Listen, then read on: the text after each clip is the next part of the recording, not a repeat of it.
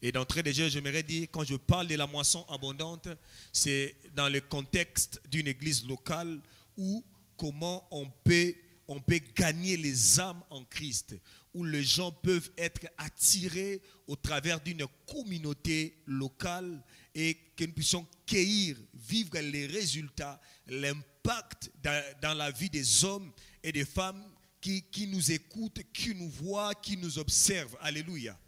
Comment on peut les cueillir, comment on peut les toucher, comment on peut l'impacter dans la présence de Dieu. Comment ils peuvent venir afin qu'ensemble, qu'un peuple nombreux, que nous puissions célébrer le Seigneur. Nous avons commencé à parler d'un sous-thème merveilleux sur la moisson abondante. Et nous avons eu à parler de 3 vérités. La première des vérités, on a dit que la moisson abondante n'est pas le fruit d'un hasard, mais plutôt l'œuvre miraculeuse de Dieu, c'est-à-dire Dieu est l'auteur et l'initiateur de la moisson abondante. Et la deuxième des choses, on a eu à parler sur se revêtir de la puissance du Saint-Esprit ou d'en haut pour vivre la moisson abondante. C'est-à-dire, il faut revêtir un manteau de la puissance de Dieu par le Saint-Esprit afin d'expérimenter une moisson abondante. Et la troisième des choses, on a eu à parler de la prière fervente et stratégique comme la clé qui amène une saison de la moisson abondante. Et on a essayé de parler de tous les hommes et des femmes qui par leur prière, ils ont pu commencer par la prière et accoucher une saison de la moisson abondante. Je vais introduire par la 4e vérité pour vivre une moisson abondante, le renversement des autels sataniques et bâtir un autel pour Dieu. Bien-aimés, à chaque fois que vous voyez que Dieu envoie une église commencer, sache-le que Dieu veut bâtir un autel. Parce qu'une église est un autel de Dieu, où Dieu décide de descendre, décide d'apparaître. Alléluia. Dans l'omnipotence de Dieu, Dieu ne fait pas tout partout. Dans l'omniprésence de Dieu, Dieu est présent partout, mais il ne se manifeste pas partout. C'est comme ça, il a dit à Israël, partout où vous mettrez cet autel, partout où mon nom sera inscrit, c'est là que je vais apparaître. Lorsque Dieu décide qu'une église soit quelque part, c'est que Dieu veut qu'il puisse apparaître dans ces contrées-là. Peut-être que Dieu serait absent dans ces milieux-là. Peut-être que l'autel de Dieu dans ces milieux-là a été renversé. Dieu veut se manifester. Alléluia. Le premier texte que nous avons lu de 1 Roi chapitre 18e, l'histoire où Élie avait amené le prophète de Baal dans le mont Carmel. C'était un défi des autels. Avant, Carmel était l'autel de l'Éternel. C'était un lieu de prière dédié à Elohim, au Dieu véritable. Et le problème est que lorsque le royaume d'Israël a été séparé en deux, et Dieu avait fait cela, il avait gardé au moins Juda à cause de l'alliance qu'il avait fait avec David. Tous les rois qui découlaient du royaume d'Israël avec comme capitale Samarie, à commencer par Jéroboam, ont commencé à se détourner de l'Éternel. Donc Jéroboam a été le prédécesseur de tous les mauvais rois d'Israël. En lui, il y avait un héritage maléfique contre l'Éternel qui descendait de tous les rois.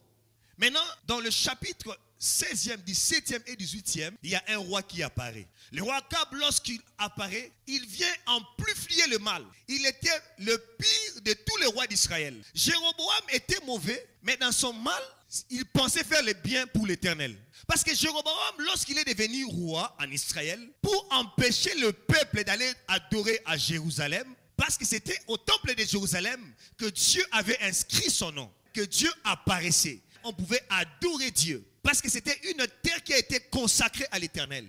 C'était un lieu où l'autel de l'Éternel était, où le ciel était ouvert. Les gens partaient, quittaient là où ils étaient et allaient à Jérusalem pour adorer le Seigneur. Et Jéroboam, lui, dans ses pensées, pour éviter que le peuple aille toujours à Jérusalem, pour briser cette connexion, il a pu bâtir un autel à Samarie avec les veaux d'or. Il enfreint la loi mosaïque où tu n'auras pas d'autres dieux devant ma face. Il a introduit une classe de sacrificateurs qui n'étaient pas appelés des dieux, qui n'étaient pas des Lévis, qui n'étaient pas mis à part pour Dieu, qui n'étaient pas consacrés pour Dieu. Donc il a créé un faux culte, les faux vrais. Mais lorsque Akab est venu, lui il a amplifié. Il bâtit un temple pour Baal. Dans 1 Roi chapitre 16, le verset 30 à 33e. Akab, fils d'Omir, fit ce que l'Éternel considérait comme mal et fit pur que tous ses prédécesseurs. Tenant compte d'imiter le péché de Jéroboam, fils de Nébat, il épousa encore Jézabel, fille de Ethbal, roi des Sidoniens, et alla jusqu'à rendre un culte au dieu Baal et se prosterna devant lui. Il construit un temple à l'honneur de Baal à Samarie et il dressa un autel. Il érigea aussi un poteau sacré à la déesse Ashéra.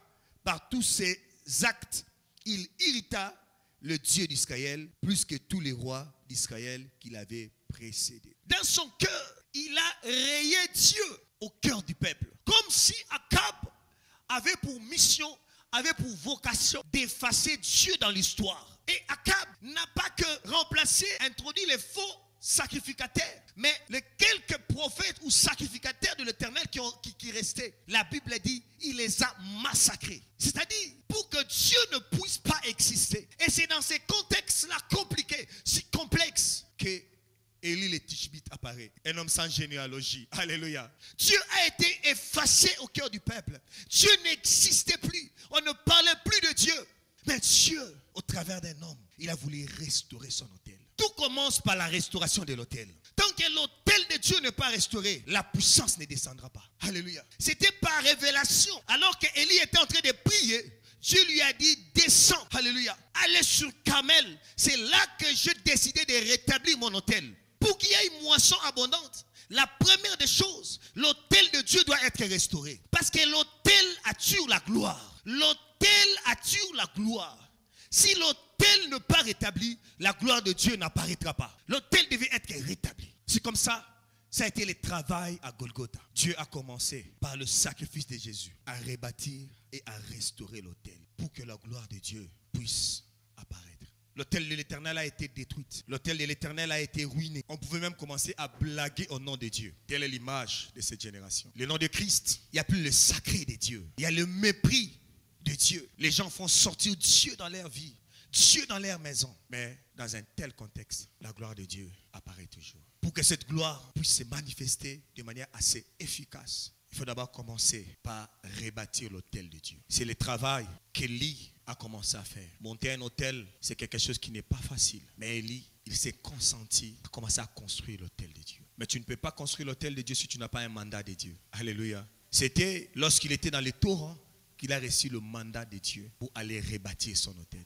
Et lorsque l'autel est rebâti, la gloire revient. Et rapidement, nous devons d'abord comprendre ce qu'on appelle un autel. Comme je l'ai dit, un autel peut être une plateforme en bois, en maçonnerie, où on peut offrir des sacrifices à une divinité. Alléluia. C'est un lieu d'un culte où tous les protocoles de l'esprit sont respectés afin que le culte d'un Dieu puisse se faire. Un autel est un point de contact entre le ciel et la terre. C'est comme ça que quand je parle de l'autel dans ces contextes, on doit comprendre qu'aussi l'église aussi c'est un autel. Parce que c'est un point de contact entre le ciel et la terre. Ça peut être aussi un point de contact entre la dimension physique et spirituelle. C'est-à-dire, des esprits ne peuvent pas se manifester s'il n'y a pas d'autel.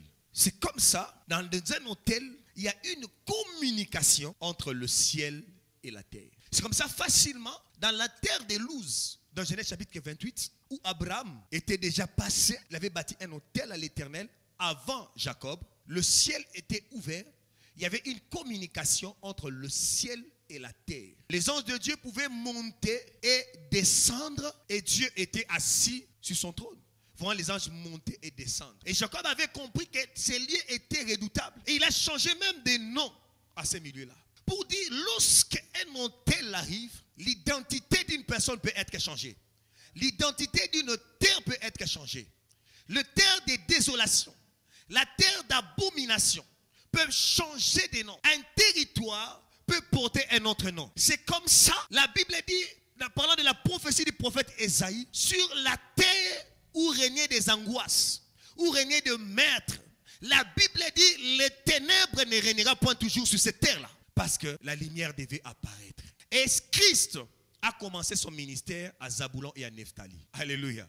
Pour changer la situation de cette terre. Lui comme étant un autel vivant. Dans Jean chapitre 1, le verset 51, qu'est-ce qu'il dit le Christ? Vous verrez maintenant à nouveau les anges de Dieu font quoi? Monter et descendre sur le Fils de l'homme. L'autel attire les esprits, ouvre le ciel. Christ étant un autel, un sacrificateur et un prêtre, facilement il y avait une ouverture du ciel sur lui. J'ai pris Dieu ce matin qu'il fasse de quelqu'un un autel où sa gloire peut descendre. Deviens l'autel de Dieu où la gloire de Dieu apparaîtra. Soit un autel ambulant, un autel visible de Dieu. Ainsi tu pourras témoigner la gloire de Dieu. Alléluia. Parce que l'autel, c'est un lieu de communication. Lorsque Jacob l'a compris, il a dit, cette terre ne s'appellera plus Luz. Ça s'appellera maintenant Bethel. C'est la maison de Dieu. Pourquoi? Parce que l'autel fait subsister 5 choses. Numéro 1, les liens, les alliances et les pactes. Alléluia. Que ce soit l'autel de Dieu, l'autel du diable, lorsque tu vois la présence d'un lien redoutable, tu dois comprendre. Il y a ce qu'on appelle les liens, les alliances et les pactes. Qu'est-ce que Abraham avait fait pour qu'il y ait une ouverture si facile du ciel sur cette terre-là? Il a placé une offrande sur cet hôtel. Et le ciel était tellement ouvert. Dans des grandes villes, généralement, il y a toujours des hôtels. Surtout là où il y a les églises, là où il y a les hôpitaux, les places commerciaux, les marchés. Alléluia. La plupart de ces milieux-là, il y a des hôtels. Les divins peuvent collaborer avec l'humain sur un hôtel. C'est comme ça, les lieux comme les églises sont des lieux redoutables. Quand j'étais au Congo, moi, jamais habité dans des villes où il y a des églises. Parce que je sais qu'il y a un combat spirituel partagé. Si c'est une église du Seigneur, je sais qu'il y a des responsabilités partagées. L'église va prendre une partie, moi je vais prendre une partie. Un jour, mon fils était malade. On avait tout fait. Mais je devais prêcher les dimanches. Je disais à Dieu, pendant 2 semaines, c'est enfin. Comme si les hôpitaux de la cité ne marchaient plus. J'ai pris seulement l'enfant. J'ai dit à Dieu, je dois prêcher demain. Mais je dois dormir, je suis fatigué. Je mets l'enfant sur l'autel. J'ai dit à Dieu, ce lieu a été consacré, a été dédié pour les saints hommes de Dieu. Passe à ces lieux. Je laisse l'enfant. Alléluia. Il faisait des fortes fièvres. Le mental, lorsque l'enfant se réveille, complètement guéri. Il faisait tellement de fièvres. Des fois, l'enfant est guéri, mais à tout moment, je voulais quand même toucher. À tout moment, il faut suivre l'enfant. Parce que moi-même, j'avais pris son traitement en charge. Je me suis dit, moi-même, je dois suivre ça. Là où j'ai échoué, l'autel a réussi. Alléluia. Les pactes, les alliances, les liens. La deuxième des choses, un autel fait subsister les lois et le principe surnaturel sur la terre. Lorsque tu vois un autel, sache qu'il y a des lois, il y a des principes surnaturels qui sont en train d'opérer. Même en ces lieux, tu peux simplement toucher le mur et tu vois un impact. Parce qu'il y a des lois qui sont là-bas. Tu ne sais pas les larmes qui ont été versées sur cet autel. Tu ne sais pas le sacrifice qui a été fait. Il ne faut pas blaguer avec la spiritualité. Il y a même certains satanistes qui ont sacrifié leurs enfants pour bâtir cet autel-là. C'est comme ça que l'église doit naître dans la puissance. Parce que nous venons renverser les autels. À Carmel, c'était un combat de puissance, une dualité de force. On offrait des sacrifices pour Baal, des challenges. On ne sait pas dans ces contrées quels sont les autels, quels ont été les prix qui ont été payés. Tu vas voir une petite maison. Vous pensez que c'est petit, en esprit c'est grand. Il y a tellement de sacrifices qui ont été faits. D'autres ont sacrifié même leur progéniture pour que son hôtel prenne vie. Tu ne renforceras pas ça comme ça facile. Parce que là où subsistent les hôtels, il y a des lois et des principes surnaturels. Dans 2 Corinthiens chapitre 4, qui est le verset 3e, l'apôtre Paul parlant à cette église, il dit, pourtant notre bonne nouvelle reste cachée pour certains, pour ceux qui perdent leur vie. Loi de Dieu. Notre bonne nouvelle reste cachée. Qu'est-ce qui peut cacher la bonne nouvelle? Les lois et les principes surnaturels de la terre. Paul pouvait dire, à Éphèse, j'ai combattu des bêtes. Si vous lisez Actes chapitre 19, vous allez comprendre. En fait, le bête qu'il a combattu, c'était les disciples de la déesse Diane. Éphèse, c'était un territoire de la déesse Diane où on l'adorait. Maintenant, l'apôtre Paul, lorsqu'il est venu à Éphèse, il a amené une autre adoration, un autre Dieu, au Dieu inconnu, souverain du ciel et de la terre. Alléluia, le puissant de Jacob. Celui qui dit un mot et les choses arrivent. L'adoration était en train de changer, alors qu'il y avait déjà un autel qui était là. Alléluia. L'intendant pouvait dire, à Éphèse, nous sommes des adorateurs de la déesse Diane. Nous rendons culte à un Dieu. Et lorsqu'on rend un culte, il y a déjà des lois de l'esprit qui sont en train de venir. Ça peut voiler l'intelligence. Ça peut voiler la bonne nouvelle. Là, il faut amener le feu pour éteindre le feu. Un autel peut subsister soit la malédiction, soit la bénédiction dans une région ou sur une terre. Aussi longtemps que cet autel sera là, on aura seulement 2 choses. Soit la malédiction, soit la bénédiction. Parce que, n'oublions pas, là où il y a la présence d'un autel, il y a 3 choses. L'autel lui-même, le sacrifice et les prêtres. Et c'est le protocole de la spiritualité. autel, prêtre, sacrifice et sacrificateur. Parce que chaque terre obéit toujours aux lois des esprits. Soit la loi divine, soit au mauvais esprit. Ne vous en faites pas. Même Saint Jérôme ici obéit aux lois de l'esprit. Chaque terre obéit à ces lois. Soit la loi de Dieu, soit la loi d'une divinité. C'est le principe général de la terre. Tu vas voir dans une terre, on a écrit ici, un étranger ne peut jamais vaincre un procès. C'est la loi de la terre. Il y a même des villes en Afrique où quand tu arrives dans cette ville, on a écrit, bienvenue dans la ville des esprits des eaux. C'est-à-dire, cette ville obéit aux lois de l'esprit. Lorsque maman Joël m'a parlé de la ville qui s'appelle le Saint-Esprit ici, j'ai dit que cette loi de l'esprit reste dans cette ville. Je disais à Dieu que cette terre, lorsque quelqu'un mettra son pied, que le Saint-Esprit l'envahisse. Nous devons posséder ça. Il y a des villes comme on appelle en Pointe-Noire. Tout ne peut être que noir. Parce que ça obéit à une loi de l'esprit. Soit de la divinité, soit de Dieu, soit du diable. Chaque terre correspond à une loi dictée soit par l'esprit de Dieu, soit par les démons. Chaque terre est dirigée ou gouvernée par ses propres lois et codes. Elle sera soit par le groupe d'esprit ou l'esprit de Dieu. Il y a toujours des codes. C'est comme ça que je prie Dieu. Le travail qu'il est en train de faire en ces lieux, progressivement et petit à petit, alléluia, abri des âmes commence à décoder, à déchiffrer les codes, les lois liées à la terre. Alléluia. Parce que tant qu'on ne décode pas les lois liées à la terre, nous ne connaîtrons pas l'expansion. Nous ne connaîtrons pas la moisson abondante. La vie de Dieu ne sera pas communiquée.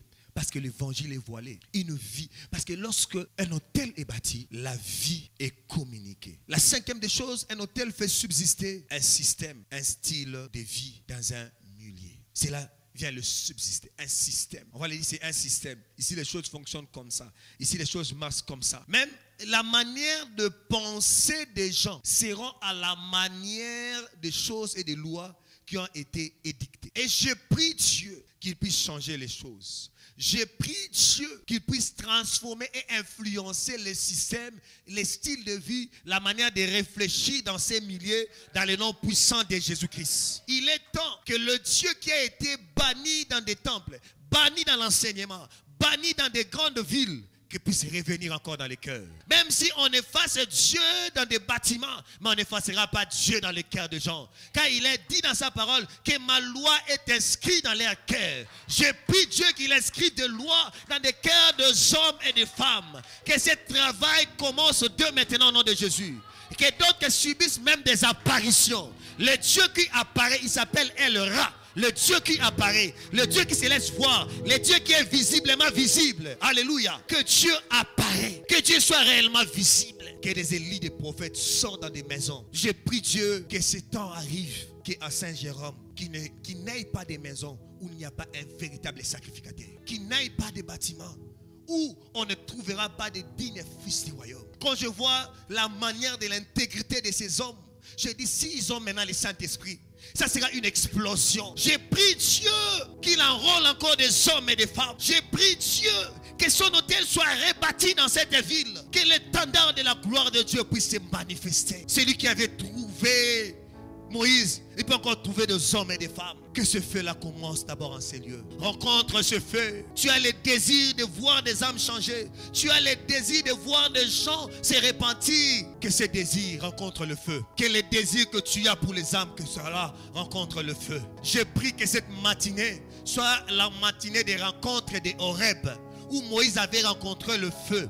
La flamme de l'esprit qui était en toi, qui était éteinte à cause des problèmes, à cause des combats, à cause des difficultés, à cause de ta situation sociale, à cause de ta position, à cause de la manière dont la société t'a classé. La société te classe comme un immigrant, la société te classe comme un demandeur d'asile, la société te classe comme un sans-papier. Peu importe la manière dont la société te classe, Dieu peut te donner une position. Dieu peut te donner une histoire de gloire afin que par toi tu puisses influencer des nations. Receive it in the mighty name of Jesus.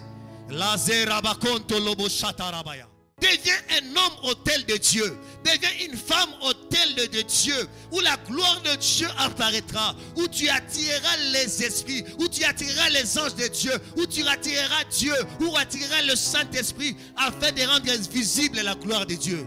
Sur toi, la gloire de Dieu doit apparaître. Ne regarde pas ta classification. La classification des hommes, ce n'est pas le mandat de Dieu pour toi. La catégorisation des hommes, ce n'est pas le mandat des hommes pour toi. Non, ce n'est pas le mot de Dieu pour toi. Ce n'est pas les minorités visibles, les minorités ethniques.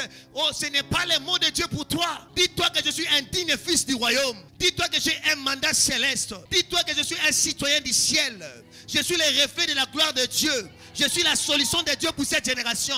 Je suis ce que le monde attend de moi. Parce que le monde attend la révélation des fils de Dieu. Je suis ce fils que le monde attend. Je suis cet homme que le monde doit consommer. Je suis ce leader qui doit montrer le chemin à plusieurs. Que les hôtels bâtis depuis des générations, je prie que cela tombe. Sous l'autorité de cet hôtel, je prie dans le nom de Jésus. Que les forteresses qui vivent à part des hôtels, je déclare que cela soit brisé dans le nom de Jésus. Tant que les hôtels subsisteront, les forteresses seront encore fortes.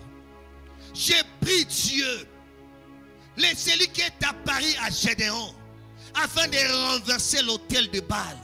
Que Dieu t'apparaisse, car un hôtel doit être renversé. Oh, Yeshua. Les Arabingelengele, les Arabishima,